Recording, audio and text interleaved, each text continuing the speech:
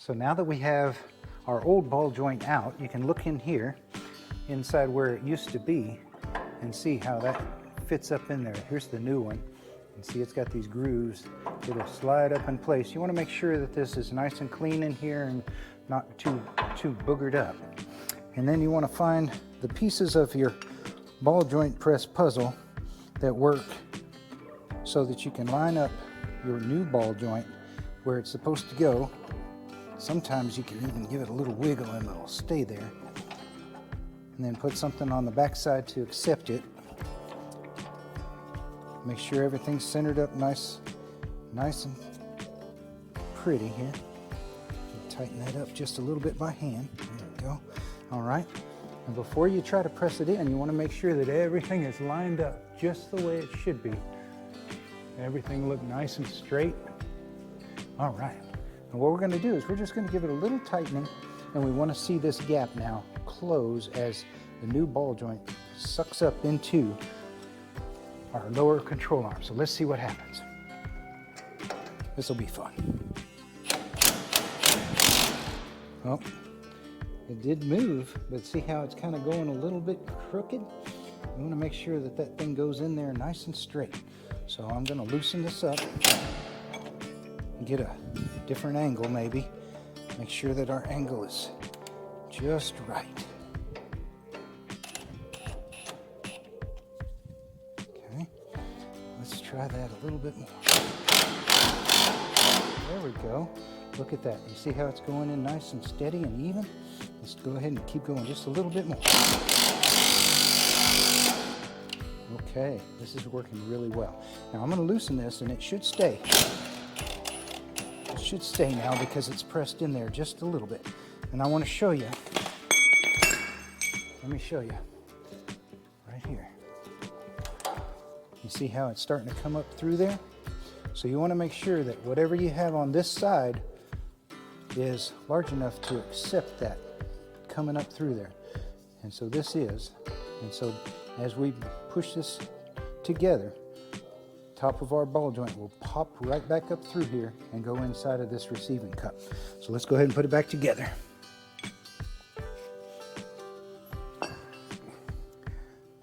We've got a cup down here on the bottom.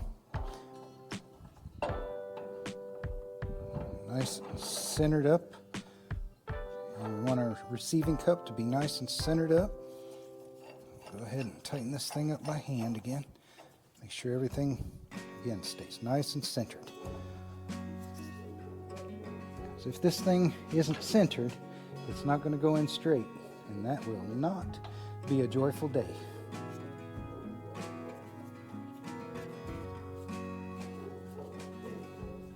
There we go. Okay.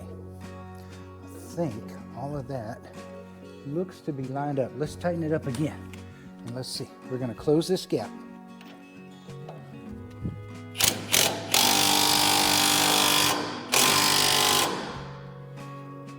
Starting to close that gap. I want to make sure that we're nice and centered up. Go ahead and double check.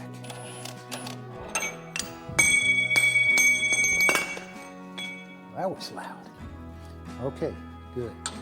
See how that is nice and centered up in there? Now I know, because I can feel that little bit of looseness, that this thing will go right up in there. So now we're ready for the final push. So look right in here. We want this gap right here between our ball joint and our lower A-arm to close completely. That's how you know that you're done. So let's watch this gap as I tighten up the forcing screw. And let's see if that closes up. That's when we know we're done. Okay, that's good and closed along there. I can't put my pointer in there anymore. And now we can back this off. Get this out of the way. Get our receiving cup out of the way. All right, look at that. Now the other thing, look down here. Look right down here. Now, it comes from the side. So right here where my pointer is going in, there's a groove there. That's where the new snap ring is going to go to hold this one in place. Remember, we had that C-clamp before. We're going to put a snap ring on this one. That's what the manufacturer sent with it. And now that we know that that snap ring is up above the surface of our control arm, and we're flush on the bottom of the control arm, we are good to go.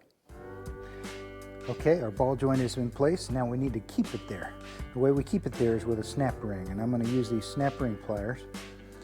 Just put those in the hole like that.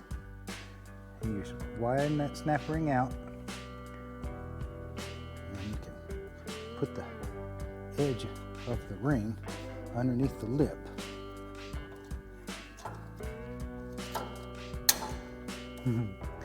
Sometimes they want to slip off, but that's okay. Just want to put the edge of that ring underneath the lip there. All right, and then see how it's still sticking up? We need to tap that down. I'm not going to use these pliers because that'll booger up the tips of the pliers. So let's just get our handy dandy big screwdriver. Oh, you hear that? See how it went in? Now let's see this other side. Just tap that down, tap, tap, tap. Boom, went inside. You see that, guys? So that's how you know that it's going to secure this ball joint, and that ball joint can never back out. Got our snap ring in place. The next thing we need to do is remove this little protective cap that comes here and put our Zerk fitting on, the grease fitting. Just set it in place. A lot of times they're already threaded. Just start turning it, and it'll grip hold of those threads just like that. And this is a 10 millimeter. 10 millimeter. You know, that's like the hide and seek champion of the mechanic world. You want to tighten that thing up, not super tight, but you also want to think about how to orient this thing so that you can get to that little fitting and grease that up later. And I think something along that lines right there, that angle right there might be just about right. And this is the perfect time to put a little bit of grease inside of that fitting. So let's go ahead and do that while we have good access. Put our grease gun on there, and then we'll give it a couple squirts of grease. And we're going to look down here while we do that. So look right down here. You see this? We're going to see if the grease starts to puff up that plastic or starts to squeeze out. That's how we know that we got enough grease in here. I don't see it squeezing out anywhere yet, but oh, this is getting real tight. So I know there's some grease going in there. Let's give it one more squirt and see what happens. All right, maybe just a little bit more. We don't want to get too carried away with this, but you never can have enough grease. Oh, look at that, there it goes. So that's how you know you got plenty of grease in there. And boy, I tell you, this sure makes a mess. So let's clean up that mess before it drips all over us. There we go. And a little glob up top too. Hey, you know, a little bit of grease, all that means is it won't rust. There we go. Well, ball joint is in place and it's greased up. Now we're ready to start putting this all back together. So next thing to go back on is going to be this little bracket that's the lower half of our spindle here.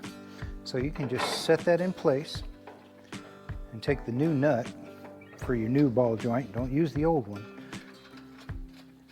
Tighten that thing up a little bit, just like so. We're going to leave that loose. That way we got a little bit of play like this. That'll help us to line up the bolts that go into the bottom of the spindle when we swing this back over in place. Now we've got our lower part of our spindle in place, and it's just loose. These are the bolts that hold this lower part of the spindle to the upper part of the spindle. And when we took them apart, you notice that red color in between the threads? That's thread locker.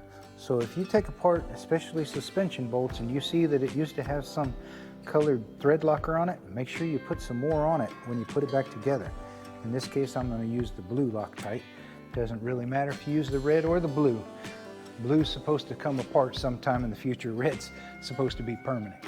Okay, so let's go ahead and swing our spindle back into place. Okay, got our bungee cord out of the way. Now just swing this over and kind of line it up in the area where it needs to be. What we need to try to do is get one of these bolts to go up through here and screw in to our spindle. You see, I left that loose so that we can push these things together. Now, it looks to me like we need to get a little bit of closure. And so I'm going to go ahead and put a jack under here and push this up. That way, these will get just a little bit closer to one another. And another thing I guess I could do, instead of doing that, is I could just tighten up this nut right here a little bit. So let's do that. Not too much though. We still want it to have some movement so that we can line up those bolts. But we're gonna tighten this. That's a 24 millimeter on the bottom of the ball joint here. We're just gonna tighten that up just enough. Still got a little bit of play, but you see how that closed the gap a little bit? That'll make our job just that much easier. See, I told you this is fun and easy. All right, so look at that. Now, they almost come together, so that'll work a lot better.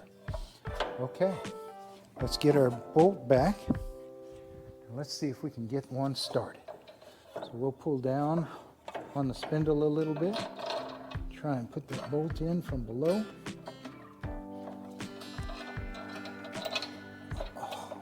You might have to kind of move things around a little bit. Can you see what I'm doing here? Yeah. See, we're just starting to grip a couple of threads.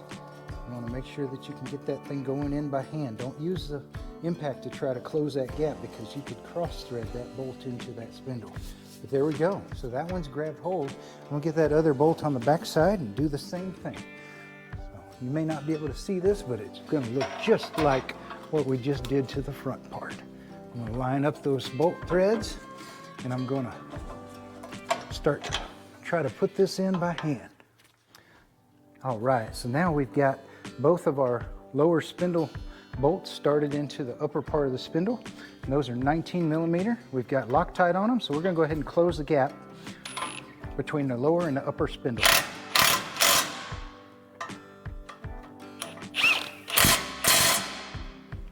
Now there's probably a torque setting on these, and if I find it, I will put it down below, but let's call it somewhere in the hundreds.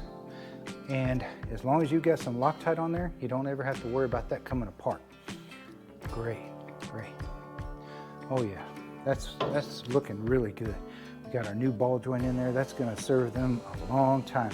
And now we can tighten up our castellated nut here. And what we wanna do is we wanna tighten that. I think it's supposed to be tightened up to about 75 foot-pounds or so. But we'll tighten it up a little bit to where this is nice and tight, close together. And we're gonna keep turning this castellated nut until we can see a lineup between, there's a hole drilled in that stud. And you want that, come look over here. Look right through here. You see where that hole is? We want to make sure that that hole is lined up with one of those castles. So let's turn this a little bit more. Not yet, a little bit more. Not yet, a little bit more.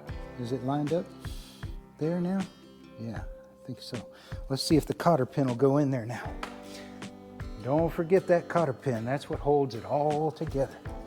So we'll see if that cotter pin can go in that hole, just like that. Push it all the way through. Oh, looks like it's trying to run into the castellated nut on the back side. So I think we need to tighten that castellated nut just a hair more. Let's do that. How's that? Let's see if this cotter pin will go in there easily this time. There we go.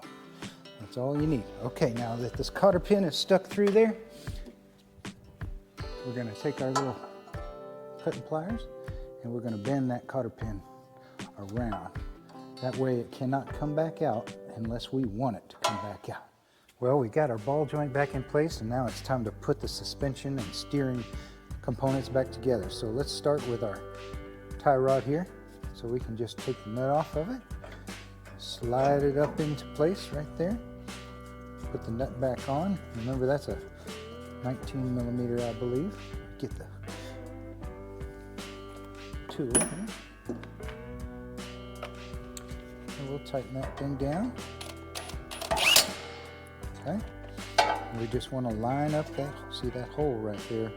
We want to line that up so So it's going to take just a little bit more, a little bit more, a little bit more. Rascal. There we go. Okay, and don't forget that cotter pin. We definitely want to keep those cotter pins in place. Put that cotter pin in place. Make sure it comes out the back side all the way. Just like this. We can walk it through. There we go. And then we're going to spread the little ears of the cotter pin out. Hold over it, bend it over the top, bend it down, doesn't really matter, just make sure it doesn't catch on any brake lines or ABS wires or anything like that. Now that thing cannot come out. The only thing left is going to be this sway bar end link. So we'll go ahead and put that back in place. Well, there it is, guys. And like I said, don't let the little setbacks get you down, steal your joy. This ball joint fought us a couple of times, but just keep at it. You know, keep a smile on your face. Use the right tool. If that one doesn't seem to work, then try something else. But don't get too frustrated about it, because wrenching should be enjoyable. I hope that you found this fun, and I hope that I was able to help you a little bit. If so, please do us a favor and hit that like and subscribe button. It really helps us to reach a greater audience, bring a little bit of the joy of wrenching around the world. Thank you guys for watching this ball joint replacement video. Y'all have a wonderful day, and God bless.